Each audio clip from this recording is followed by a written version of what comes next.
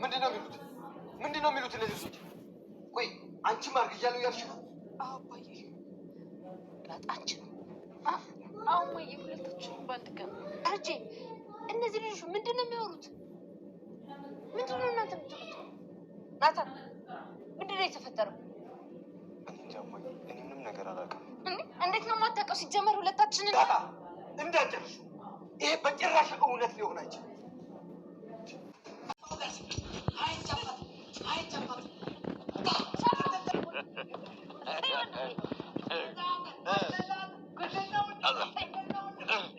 ብነጫነጭባችሁ ከዛም አልፎ በመታችሁ ስለምወዳችሁ ነው እንጂ ለሌላ አይደለም።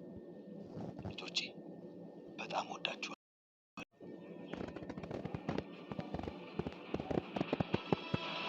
መተናል።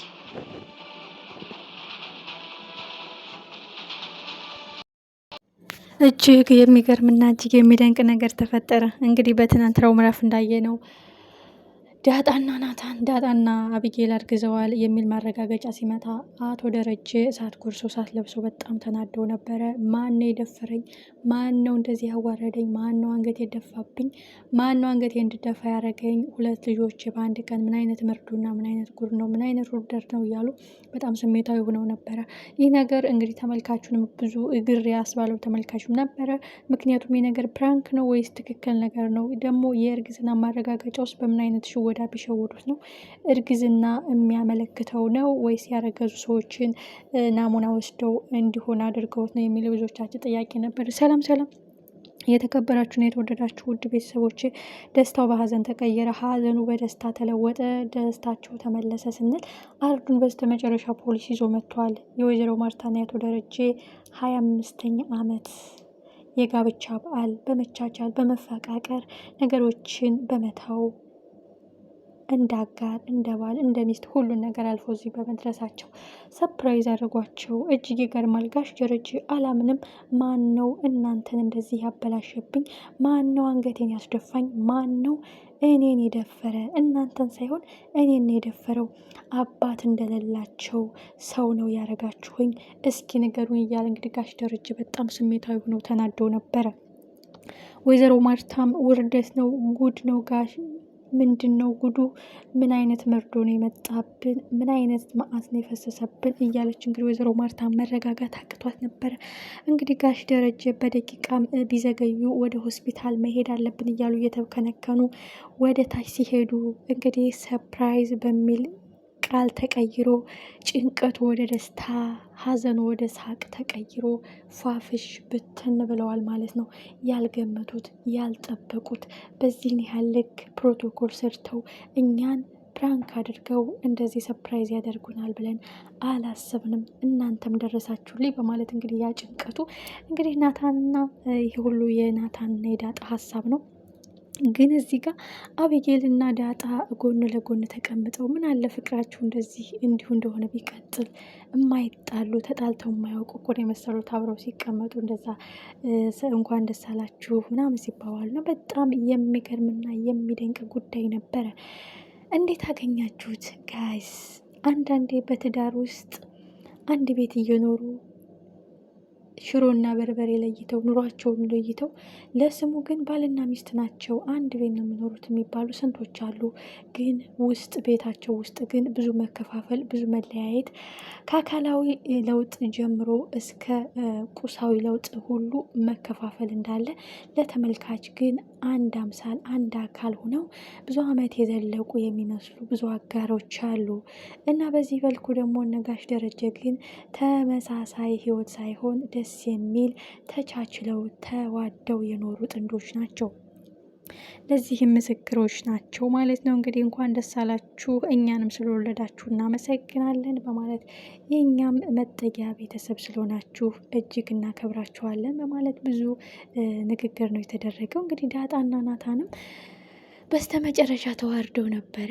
እንግዲህ ምጥን እንግዲህ ናታን ለዳጣ አየር ሲሰጣት አይቻለሁ ሲል እንግዲህ ጨዋታውን ሰፕራይዙን ወደ ጠብ ልትቀይረው ነበር። እንግዲህ ከክፋትና ከተንኮል የማትርቀው አቢጌል እንዴት ወዴት እያለች እንግዲህ ነገር ልታጋግለው ስትል እንግዲህ ዘበኛው ጥበቃው ነገርየውን ቀዝቀዝ አድርጎታል። ትንሽ እሳት የሚበቃት አቢጌል እባካችሁ አብራሩልኝ መቼ እንዴት እያለች ነበር። ነገርየው ግን ቀየር አድርገው ወደ ጨዋታ ለውጠውታል። ዘበኛው ደግሞ ከኪዘራፌ እናትዬ ልጅ እያለ እንግዲህ የሀገራችን ፉከራ ሲፎክር ሁሉም እንደ ተጨማሪ ሰፕራይዝ ነው እየተደረጉት ማለት ነው። በጣም የሚገርምና የሚደንቅ ነው። እንግዲህ የተሻለ ደስታ ይገባቸዋል። በተለይ ለደረጀና ለማርታ እስከ ዛሬ መልካም ሰዎች ናቸው። ጋሽ ደረጀም ለቤቱ የሚቆረቆር ለትዳሩ የሚለፋ ነው። እንግዲህ በመሀል የመጣበት ጭንቀት ጭራሽ የከባድ ሪስክ ውስጥ አስገብቶት አሁን እንደዚህ ፈታ ማለታቸው በጣም አሪፍ ነበረ። ፎክሮ ፎክሮ አልቀረም። በስተመጨረሻ አርዱን ፖሊስ ይዞ መጣ። ምን ይፈጠር ይሆን?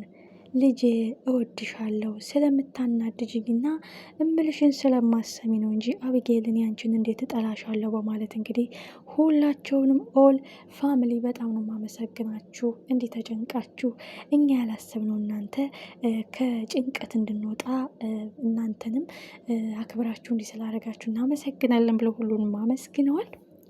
በስተመጨረሻ ግን ፖሊስ ይዞ መጥቷል አርዱን። ምን ይፈጠራል? ማን ለማን ይታሰርለታል? ማን ለማን አሳልፎ ራሱ ይሰጣል?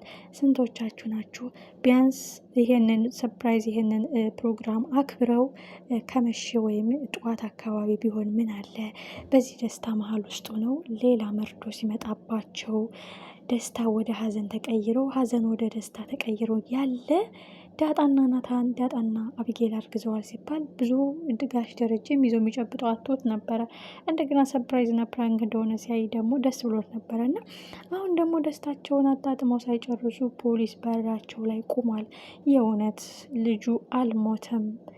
እኛ ነገሮችን ለማስተማር እና እንቆቅልሾቹን ለመፍታት አንዳንድ ጊዜ ልጆች ሲመከሩ አልሰማም ሲሉ በሆነ ጫን ባለ ቅጣት ለማስተማር እንሞክራለን እና ልጁ አልሞተም፣ አሳክሜዋለሁ፣ ደህና እንክብካቤ እያደረኩለት ነው በማለት ጋሽ ደረጀ ሜቢ ልጁ አልሞተም በማለት ያመጣዋል ወይስ ልጁ ሞተዋል አቢጌል ልጅሽን ስጪ የሚል ቃል ያወጣሉ።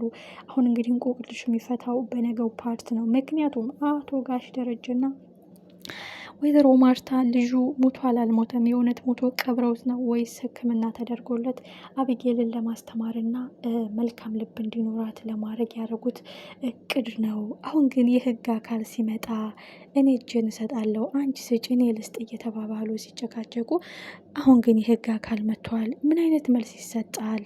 ጋሽ ደረጀ በፍጹም ልጁ አልሞተም፣ ህግ የበላይ እንጂ የበታች አይደለም፣ ለህግ ተገዥ ነን በማለት እጁን ሊሰጥ ይችላል። እኔ ነኝ የገደልኩት ወይም እኔ ነኝ ያገትኩት ብሎ ግን ልጁ የታለ የሚለው ጥያቄ ምንድን ነው መልስ የሚኖራቸው?